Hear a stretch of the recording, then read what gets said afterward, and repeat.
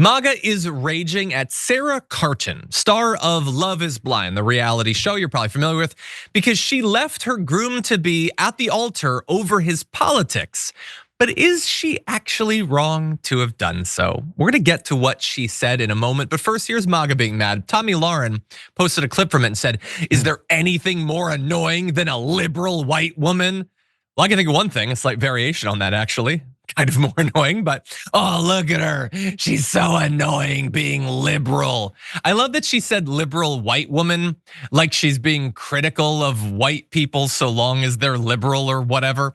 Anyway, Laura Ingraham responded to that and said, "Let's find him a nice conservative 20-something girl. He'll look back and laugh at this.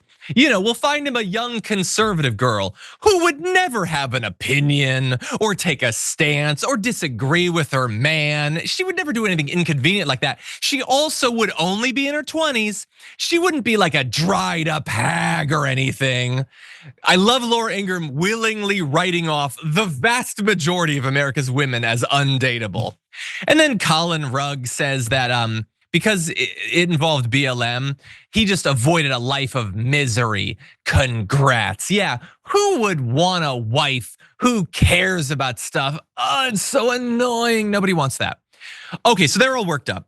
So what are they worked up about? What did she actually say? Is she as bad and as stereotypical, as cliched as they make her out to be? Well, she said, "I don't" to Ben Mezzenga when it came time to tie the knot or walk away, saying, "I love you so much, but I've always wanted a partner to be on the same wavelength. And so today I can't marry you. My heart is there, but when we talked about a lot of the values that I hold so close to my heart, making this decision, my mind is telling me I can't." And she listed some specifics. I remember I asked him about Black Lives Matter, and I'm no expert, but when I asked him about it, he's like, "I guess I never really thought too much about it. That affected me. How could it not? How did it not make you think about something?" I asked him too what his church's views are, and he said he didn't know. And so then I watched a sermon online about sexual identity, and it was traditional. And I told that to Ben, and he doesn't really have much to say about it. I want someone to think about that stuff. There was no curiosity coming from his side.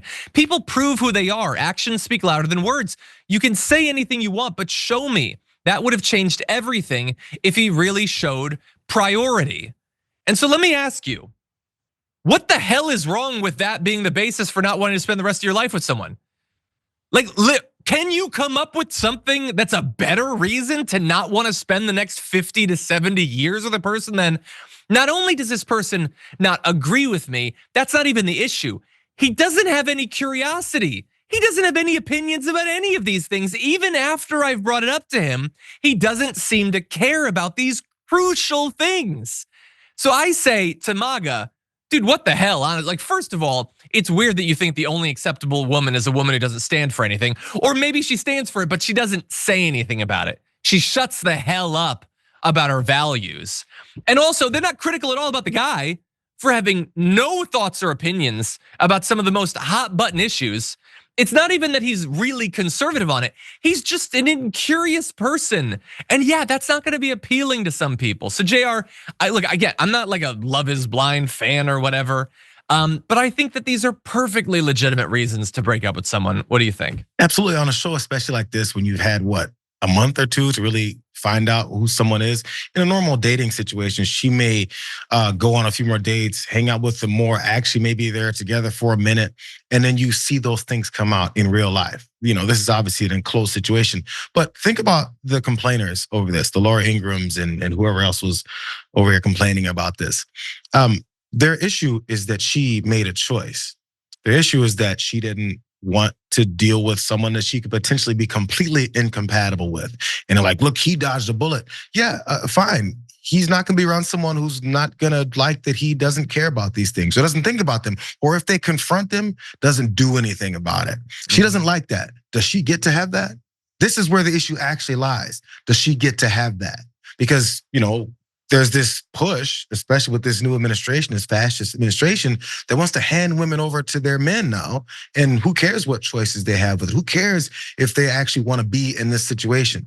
You have to be in it because men rule it. So this is where this energy is coming from. Again, if you don't like that couple together, even from a conservative point of view, what are you mad at her for? What's I the know. anger for? You can say, oh, he dodged a bullet and so did she. Why is it that one person who's not compatible with the other has to be that bad guy? Think about it. What do you think? So they imply like, why would you even consider these things when choosing a partner?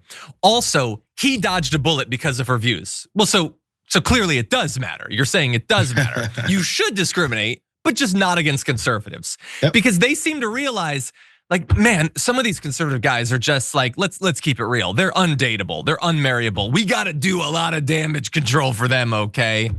And so the idea is, shut up about the sun, but also your values. Shut up about your values. Shut up about the world. Shut up and just marry this guy. Give up on all your values. Give up on activism. Give up on making the world a better place. Give up all of that. But in return, you'll have the least satisfying but blessedly brief sex in your life. So I guess it is a trade-off, I suppose. Women, line up. There's conservatives waiting for you. Or maybe don't even line up. Soon you might be put into those lines because these right-wing pundits do like occasionally talking about mandatory marriages to incels.